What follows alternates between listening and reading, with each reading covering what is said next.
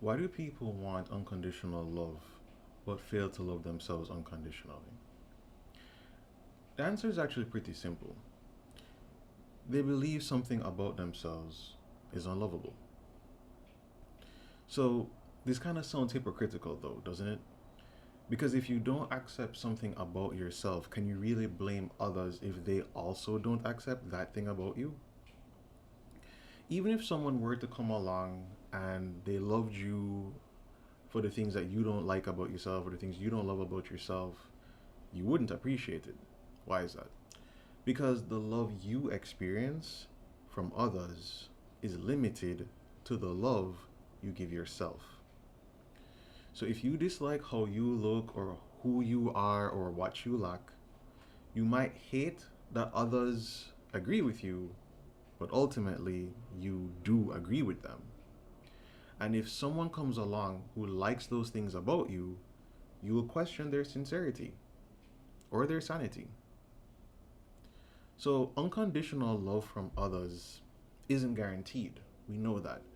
We can look at poor parenting and broken relationships for all the evidence we need of that.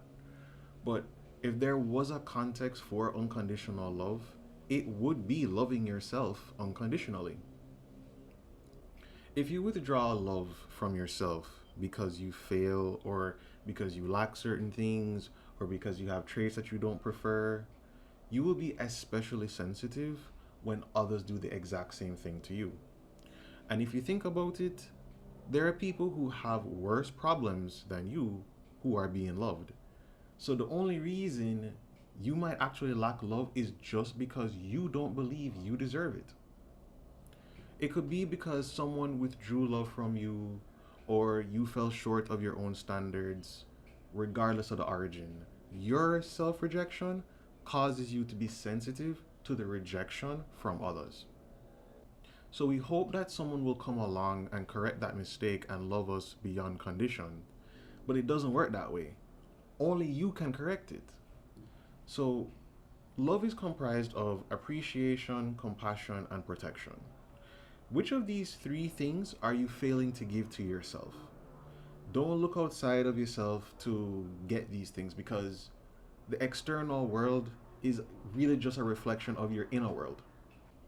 If you fail to protect yourself, for example, you will inexplicably find yourself with dangerous people in dangerous situations.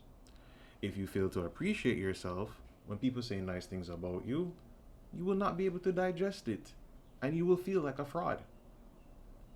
So you might say, okay, what if I know that I don't love myself, but I don't know exactly what I don't love about myself? How is that even possible? Actually, it's fairly common. So when we feel the pain of love being withdrawn from us, we have two choices.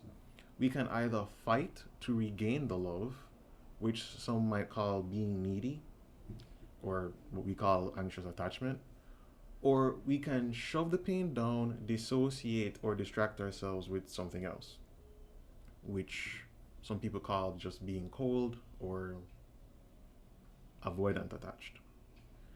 When we fight to regain love, love becomes associated with anxiety. Therefore, anyone we desire must trigger this anxiety. And if you get with them, they will only maintain your anxiety. And when we deny, disown, or dissociate because love was withdrawn, love cannot be accessed and love cannot even love cannot even be given. Love cannot even be recognized. And so as far as you're concerned, love doesn't even exist. So to go back to the previous question of knowing that you know you don't love yourself, but you're not sure exactly what you don't love about yourself, you wouldn't know it because you're unconscious of it. By shoving the pain down, dissociating or distracting yourself, you've blocked yourself from conscious awareness of why love was withdrawn from you. So you likely didn't do that on purpose, Like just let's get that right. It was just done reflexively just to protect yourself. It's an issue that affects men mostly, but women do it sometimes. I mean, really, all humans will reflexively repress things at some point in time because the withdrawal of love is painful. It's traumatic, and if the body is experiencing anything traumatic, it's gonna do whatever it must to survive. But again, here's the key: if you pay attention to what triggers you, this is the very thing that someone once judged you for, and it is the point of trauma.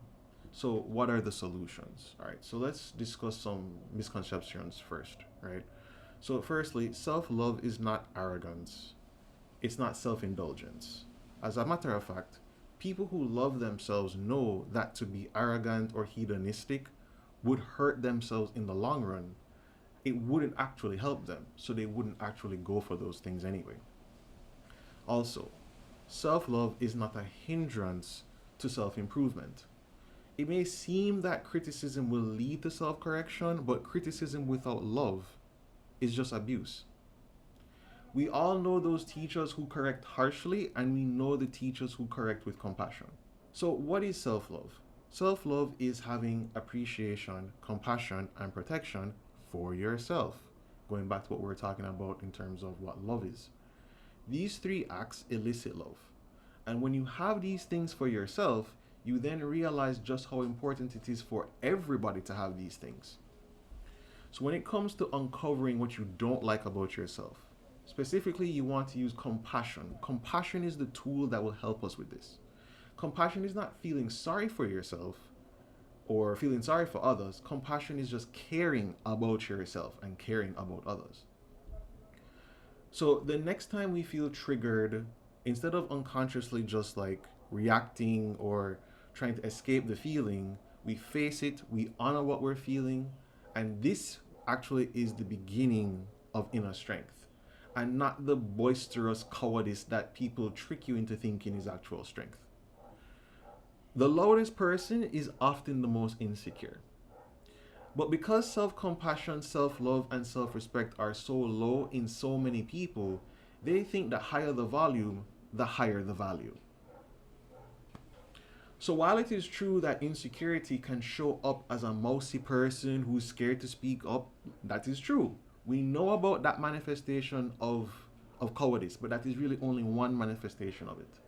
The other is the loudmouth who can't regulate himself, can't regulate herself, and just lacks self-control. And we know that as well. So we can search for love in another person or through material things, but the primary source of love is not another person. The primary source of love is not an external thing. If it were, then love would always be conditional. It is conditional on their approval of us. It is conditional on getting this thing. That's a hellish way of living. Because if you have to constantly perform and sacrifice yourself or beg for the approval of others, I mean, how is that living? How can you even really call that love? And the worst part of it all is that you will never actually feel like you are enough. You will never actually feel like you have enough because you're constantly relying on these secondary sources that really and truly are not necessarily certain to be consistent. So ultimately, you are your primary source of love. Because when your family has failed you, or your partner has failed you, or your friends have failed you, or life has failed you, your country has failed you, all these people have failed you, you won't be without love because you know that you love yourself. You know that the love actually starts from within, not from without. So do not discard the love that you have for yourself just because others may not see your value. All right? Instead, love yourself and watch how consciously and unconsciously life just brings you more love and more things to love.